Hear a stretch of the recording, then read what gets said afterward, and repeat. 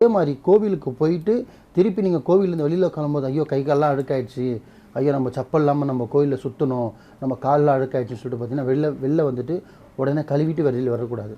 நீங்கள் வேணுனதுக்கு பலனில்லாம் போய்டும். ஸோ கால் முகத்தை அலம்பக்கூடாது. அது எவ்வளோ தூசியாக இருந்தாலும் சரி அப்படியே வீட்டுக்கு வரணும். அதே மாதிரி வீட்டுக்கு வந்துட்டோம் பார்த்தீங்கன்னா வெளியில் அலம்பிட்டு போகக்கூடாது.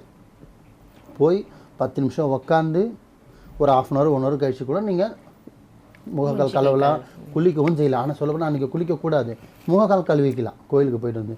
சில பேர் பார்த்தீங்கன்னா நம்ம தூசி ஆகிடுச்சு வாசல்லே கழுவிட்டு போய்டணும்னு சொல்லிட்டு வாசல்லே கழுவிட்டு உள்ளே போவாங்க.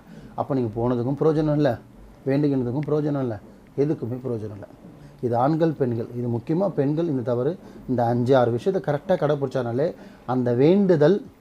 ஏன்னா சில பேர் நினைக்கிறாங்க ஐயா நான் இந்த கோவிலுக்கு போய் வேண்டினேன், இந்த கோவிலில் போய் வேண்டியிருக்கேன், இந்த கோவிலில் நேர்த்திக்கடன் வச்சுருக்கேன், இங்கே போய் வேண்டியிருக்கேன், அங்கே வேண்டியிருக்கேன், ஆனால் எதுவுமே நடக்கலான்னுவாங்க.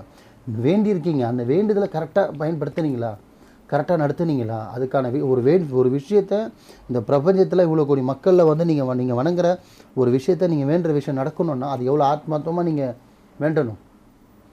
ஏதோ போகிற போக்கில் சூண்டு போகிற மாதிரி தொட்டு கும்பிட்டு இப்படின்றதெல்லாம் வந்து வேணாமல் சாட்சகமாக போய் உட்காந்து எப்படிலாம் உங்களால் ஒரு தெய்வத்துக்கிட்ட நீங்கள் போராட முடியுமோ, எப்படிலாம் உங்களால் கேட்க முடியுமோ அப்படி நீங்கள் துவா ஓதணும், துவா கேட்கணும்.